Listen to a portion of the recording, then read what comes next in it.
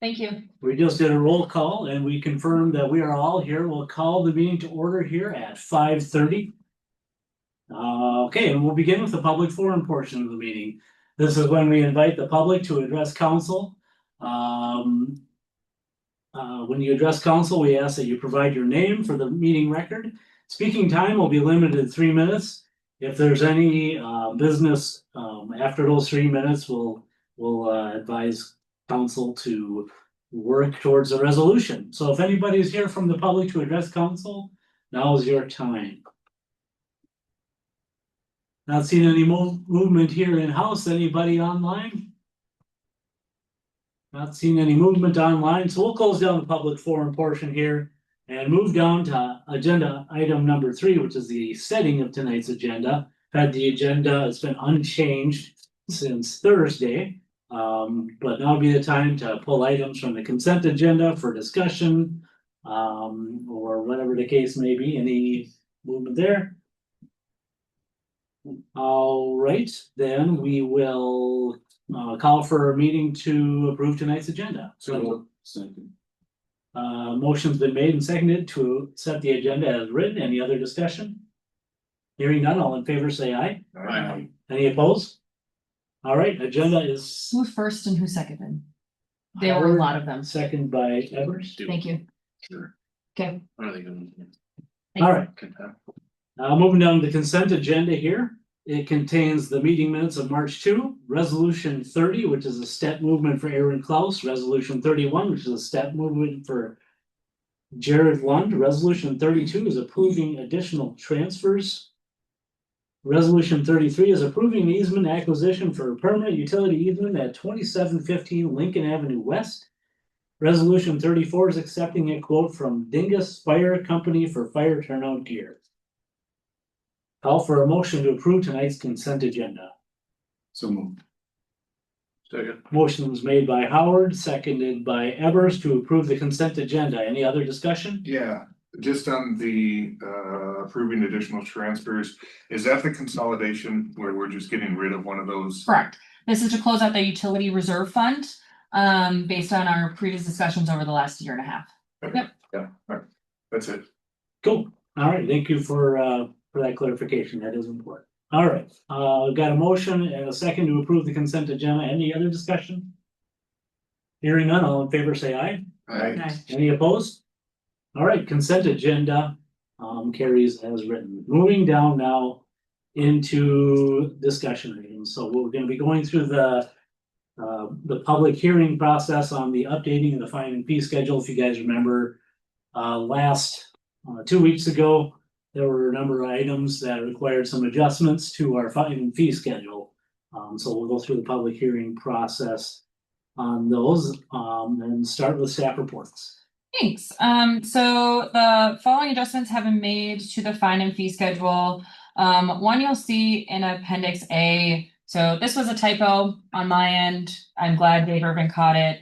This, for whatever 1007 number, when we were formatting it, got carried over. It's the actual cost of the water hookup service. So we're correcting that. We also see in the land use, this is where the verbiage has been added about if a variance request results in the initiation of a municipal code amendment, or if the city initiates a code amendment related to the subject matter of the variance request within 120 days of the application date, the variance applicant shall not be responsible for any legal fees incurred by the city in connection with the variance request or related code amendment review. That is, Jasmine and I went over this multiple times, reviewing back the minutes, trying to make sure that we captured the essence of what was all decided at the last meeting. We feel like this is what you all were talking about, but if anybody has any changes, additions, let me know. You guys satisfied with that description? Sounds good to me. Yeah. Okay. The other thing we did add a pickup truck because we just have a regular truck, but those are kind of the larger trucks. And in review, we realized we missed the pickup truck. And then, so for Cornland USA, we added the following 2 fees. Party space rental during public hours would be $50. This is also with the addition that kids who are not members would obviously have to pay the rate to go to Cornland USA during the public hours. And then a private 4-hour rental outside of public hours for 25 people would be $100. And this is in response to a lot of discussion and frankly, a lot of interest that the community has in renting out corn land. So wanting to make sure it's in our fee schedule, so we can point to that, when we get inquiries. Y'all good there? And that is my report. Okay, well. Now is the portion of the public hearing where we'll receive any public comments. Is anybody here to comment on the updated fine and fee schedule? No, you guys are good. All right. We'll close the public hearing here and reopen the regular meeting with this, with ordinance number 6, which is the updating of the fine and fee schedule as presented here. Anybody want to make a motion I'll to? make a motion to update the fine and fee schedule. As it has been shown to us. I'll second. Motion's been made by Ferguson, seconded by Evers to approve ordinance 6, which is the updating of the fine and fee schedule. Any other discussion? I just have a question, if there's any indication on, are we getting enough rental income? Are we charging too much? Are we charging too little? Yeah, I can do a full report on what we've taken in for the armory so far. We are feeding all of that through to, we received that Rural Sustainable Development Partnership Grant with the University of Minnesota. We are sending them all the data to do kind of that feasibility study, and they hope to present late spring, early summer on their findings to give us a better wage on where those are at. Okay. And to make their recommendations. So that's where that project is, but we can certainly, if you guys want to see kind of a report about where things are, we can do that in April. I can add that to a staff report. That'd be helpful. Yeah, Can we wait for them to do it, or, I mean, if they're already working on it, what do we know? So they're working on like the overall feasibility study about, okay, here's where your fees are, here's where we think they should be. I can just provide you in April with the general, this is how many users we've had. yeah, that'll work. Okay. Yeah, presentation of the data that you have, whatever you think is worth extrapolating on. We can do that. Yeah, that'll be nice. Great. So then we have resolution 35, which is authorizing the title and the summary publication. So basically this will allow us to publish a very summarized version of the fine and fee schedule, probably only the adjustments, huh? Yeah, this is, here you go. This is what will be in there. So then we don't have to pay for pages and pages of paper. So I'll call for a motion to approve resolution 35. So moved. Second. Motion's been made by Baumgartner, seconded by Howard to approve resolution 35, the authorizing of a title and summary publication of ordinance 2026-06. Any other discussion? Hearing none, all in favor say aye. Aye. Any opposed? Okay. All right, we're moving down to 2026 community center rental rules and regulations. Yeah, so we took a chance to update this since we were updating the fees as well as we were adding Cornland USA into the rules and regulations. So the different language that was added in section 6, we added no food or beverage may be consumed in the rooms associated with Cornland USA. In section 8, we added the maximum capacity for a party utilizing Cornland space is 25 persons. In section 9, we mentioned which decorations were not allowed. So confetti, glitter, rice, silly string, dry ice, piñatas, candles, sparklers, and fog smoke machine. Yes, spring or sparklers. No, we're gonna stay away from flame in a enclosed building. Section 10, we made sure that it was clear the community center may be privately reserved only during times when the building is not open to the public, because that was something that you all felt strongly about. Also in section 10, during normal public hours, individuals or groups may reserve a specific room or space within the community center for an event or meeting. However, the building will remain open to the public and no keys will be issued for the reservation. Section 16, for parties using Cornland USA, there must be at least one adult in each of the Cornland USA rooms if a child is present in the room.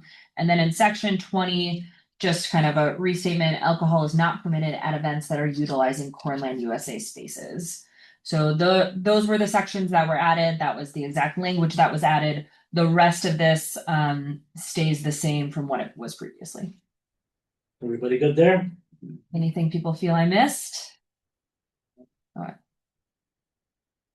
And the actual community center rental agreement update. Can we get a vote to just approve Oh, these, sure. please? I'll call for a motion to approve the 2026 community center rental rules and regulations. So.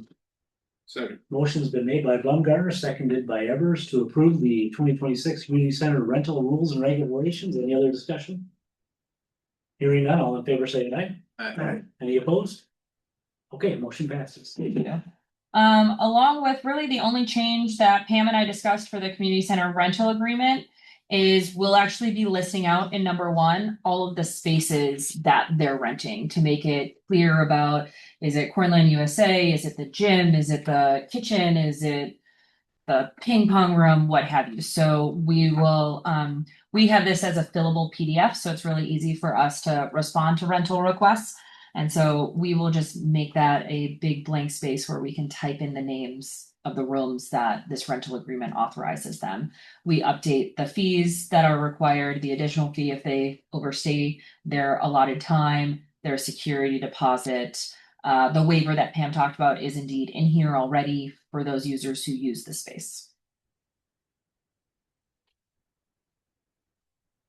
Okay, very good. Anybody want to make a motion to approve the updated rental agreements? Second. Motion's been made by Ferguson and seconded by Howard to approve the updated community center rental agreement. Any other discussion? Hearing none, all in favor say aye. Aye. Any opposed? Okay, motion carries. Moving down to 2026 Park Board project recommendations. Yeah, I'll kick this off, but Councilor Evers, feel free to chime in if I miss anything since you're our park board representative. So the park board has an annual budget of $35,000 for projects. The park board always makes sure to prioritize that they are maintaining what we have before adding something new. I should also recognize Owen Baumgartner is our student representative on that board as well. So this was a good meeting for you to attend. You were there. Maybe Owen should. So looking at what kind of needs upkeep in our parks, it was determined after doing a brainstorm exercise where we had over 20 ideas for our parks. It was decided this was the year that we were going to focus on Nestor Park. It was identified that the half-court basketball court in Nestor Park is in desperate need of a facelift. It's cracked. A lot of people don't use it because it's just not that usable anymore. With this update, we would also be moving the hoop so that you'd be shooting towards the tennis courts with that big fence there, as opposed to shooting towards the playground where young kids might be. So we're updating the court with concrete, removing the basketball hoop. We're saving over $2,000 because Public Works has decided they'll be responsible for ripping up and doing all of the demo themselves to make this a kind of a less expensive project. Another thing that they're doing is a Nestor Park shelter update. So this is actually phase 1 of 2 of the shelter. It's a shelter update. It's a kind of large project, so their budget is having them do it in 2 parts. So you'll see the second part come across next year if this project is approved tonight. So it's all about lowering our maintenance on the shelters. So this part is installing aluminum soffit and fascias on the gable ends, installing steel on the vertical walls, steel on shelter columns, and wrapping the columns and beams and eaves with corrugated steel and trims. So phase 2, they're looking at installing a false ceiling. So it's not as pitched, so you don't get as many birds roosting in the ceiling that then relieve themselves on the picnic tables under them. So you'll probably see that request in 2027, but this is coming down today. And then again with bathroom updates. So our Public Works Department did an excellent job in the fall updating the bathrooms at Dirk's. If you haven't stopped by this season, once we turn on the water again, take a look. So they're planning to utilize to do that same method and model to reface the Nestor Park bathrooms. And again, this is really just their material costs, all of their labor, they'll do the update themselves.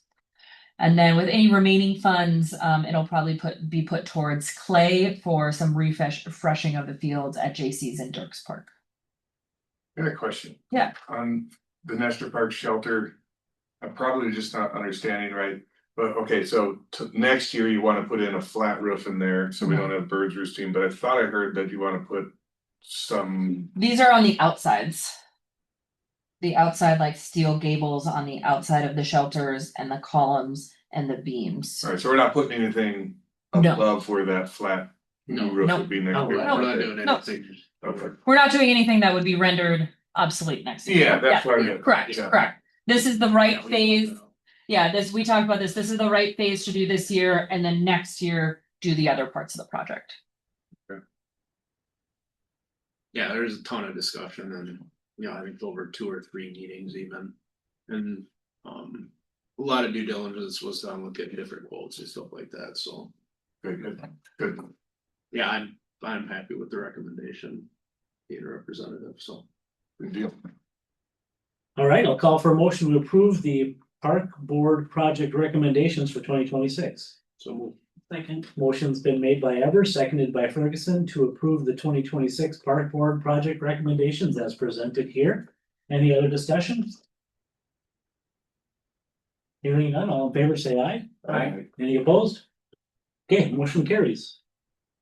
All right, we're gonna move down to reports. Does staff have any reports for us? So I believe all of you will report on the various committees that you've attended. So I will just report that last week I had the honor of going to St. Paul and representing the city at the League of Minnesota Cities Day on the Hill. I had a really good meeting with Representative Van Binsbergen about the city of Olivia, the broader community. We mentioned our community center. We discussed how the city is still looking for a point source implementation grant for the RO for our water treatment plant. I let him know it was either pass a bonding bill to help fund public facilities authorities or get MPCA to change their chloride levels. We weren't picky. Either one would be fine with us. I mentioned the importance of local government aid as well and how much we rely on that in our city. So we didn't want them to touch local government aid. We briefly touched on the starter homes bill, which is pertaining to zoning and different things that the state government would essentially like to take that away from city responsibilities. Now we are under 5,000, so the bulk of it doesn't relate to our city, but I let him know, like, philosophically, we had issues with it because we like local control to stay local and not in the hands of the state. No one city is the same. You can't apply a blanket solution to all of us. And then I also shared with him all the good things we are doing for zoning. We're reducing our minimum lot sizes in residential zones. We've added ADUs. So we are indeed doing our part. We're cold calling developers to inquire about developing on city-owned lots. So we are trying to do what this bill wants us to do. And so I'll be touching base with him and probably Senator Lang as well in 2 weeks when I return for the Coalition of Greater Minnesota Cities St. Paul Advocacy Day. Did you notice any momentum one way or another on the housing subject and on the LGA subject? Yeah, so LGA, he felt confident that they really weren't going to be touching Okay. this year.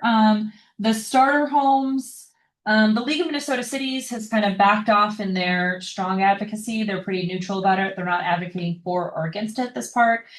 They feel like they've gotten as good of a deal as they can get with everybody at the table.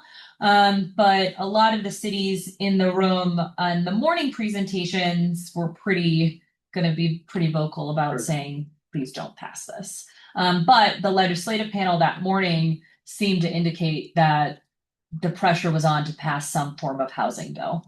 So it'll just kind of see whose advocacy is a little bit stronger. Just to communicate up to the public, it seems like our planning commission here is very proactive about recognizing code situations that hinder development and address those things. We're already kind of ahead of this stuff. But it is the principle of the thing where I share the league's sentiment that it's important for cities to kind of control their own destiny as well. So definitely appreciate the advocacy there. Yeah. Any other reports from staff? That's it for staff, unless you guys want to talk about your Any committees. reports from council? Yeah, PUC meeting last week, and so we're looking at digitizing all of the electrical utility locations and so on, so and then it'll be merged in layers with water, which is already digitized and other utilities in the city. So I think it's a good thing to do. We didn't quite get to the point of saying yes. One of the things that the PUC is asking for is just a little better holistic view, because it's like $55,000 for this project with options within it. And so trying to understand, you know, instead of looking at it in just its own small box, how does it relate to the whole? And then hopefully move forward from there. What are we looking at digitizing? So like the locations of all the undergrounds. And so when you, because if you have someone coming to develop, they might ask, where is the electrical, you know? I think there's a bunch of pieces of paper. And it's all on paper, right? Okay, yeah. Yeah, it's So- all on paper right now, and so, the city's water, wastewater, and storm sewer are all digitized on an ArcGIS system, so you can actually drill down to clicking on every single fire hydrant and saying, oh, this fire hydrant was installed in this year. Okay. So it helps you with your inventory. It also helps you from a development perspective to know where's their 3-phase versus single phase. A question we routinely get from all of you and from more people is how much of your system is underground. It's a much easier way to figure out how much your system is underground. And then when they come to update, they can update in the field as they are working there, as opposed to they take time every single year to pull out these big paper maps to white out, to Right. write, to white out, to write. They send them in to get updated. So this would be a system that can respond more in time. Obviously, to get it in the system is a significant investment. From the electric fund, it would be nice. And it would make them more efficient to get everybody on the same page. So that's why we're looking at quotes, and our electrical engineer, power system engineering, is coming out to the next PUC meeting to give a better overview of what this all entails. Well, it sounds like it'd be hard to quantify when it might ROI, but it will at some point. I think so. Yeah, I mean, just for the ease of being able to do things, and I mean, it's on that merit, it's worth doing, I think. Yeah. But we wanted a little more explanation, and again, a link to, okay, we're gonna spend 55,000 on this. Are we gonna be over budget somewhere else? Right, so we just wanna know, we wanna know what we're getting into before we just say, yep, go. Cool. Any other committee reports? We have our committee meeting tonight, so next meeting. EDA met last week. We talked a little about the daycare pod system. Didn't really come to any conclusions. I think we were leaning more towards possibly buying an existing home and converting it rather than the proposal we got from this one company was like, what was it, like 2.25? Close to 300, yeah. Close to 300,000. So it's a lot of money for one daycare pod. Yeah. So look, exploring options, still no definite answers on any of that or decisions. Also had a proposal from a developer, possibly develop the old hospital site, with, or the twin homes, or they single twin homes. Twin right? homes. More of it was a lot more economical versus the previous discussions we've had. So I think we're going in the right direction. Staff's still working with other contractors, reaching out, waiting to hear back. So other than that, park board met and we approved what we discussed. So There was a really interesting concept that was brought up though, when we were looking at that proposal for the hospital site, putting these twin homes in there. Kind of going actually not necessarily towards the aging population here, but going looking at the starter home market there. And also maybe incorporating a pod in that, that the little neighborhood to make it a very attractive option for people to start. To have a daycare right there. But anyway, it was really cool to see some momentum in developing that hospital area. yeah, I think it's the most we've seen in quite a while. So that's good. Any other community reports? Okay, well, we have a couple notices here. Yeah, so on April 1st, this is an event that we'll be doing. It's in partnership with the Bold Reach students along with the Minnesota River Area Agency on Aging. If you require, we received a grant from them in the fall. We'll be doing a Tech Together event. So very excited to be partnering with Bold Reach students about this. So this is where anybody in our community or a little bit outside our community can come in and get free one-on-one help from the students at Bold, whether they need help at, sending photos, adjusting your text size, avoiding scams, downloading apps.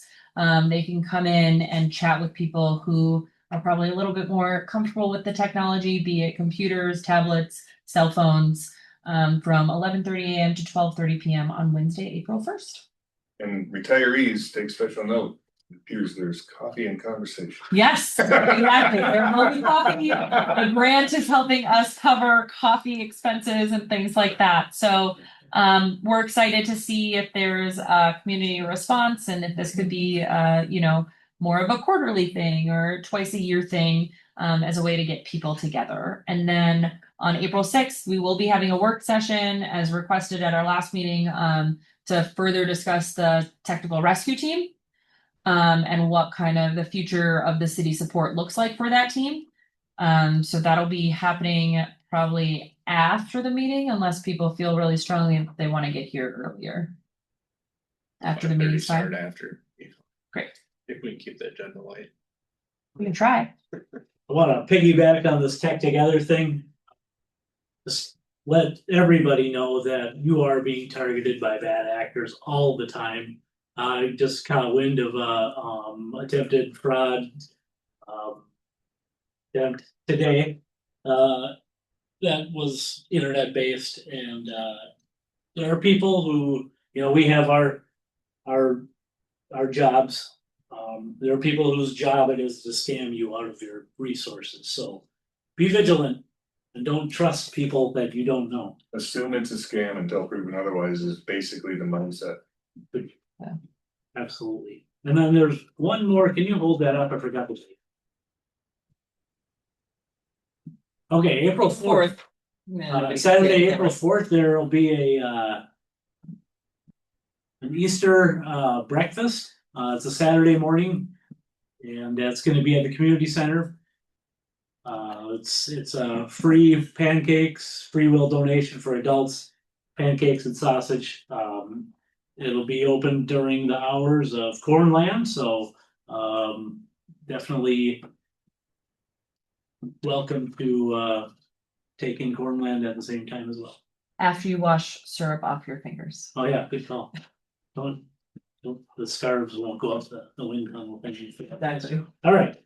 No other business on the agenda. I'll call for a motion to adjourn. So moved. Second. Motion's been made by Baumgartner, seconded by Howard to adjourn. Any other discussion? Hearing none, all in favor say aye. Yeah. Any opposed? All right, we're gonna adjourn. Thank you, everybody. There you go. Thank you, Pamela. Good night. You guys did not have to wait too long.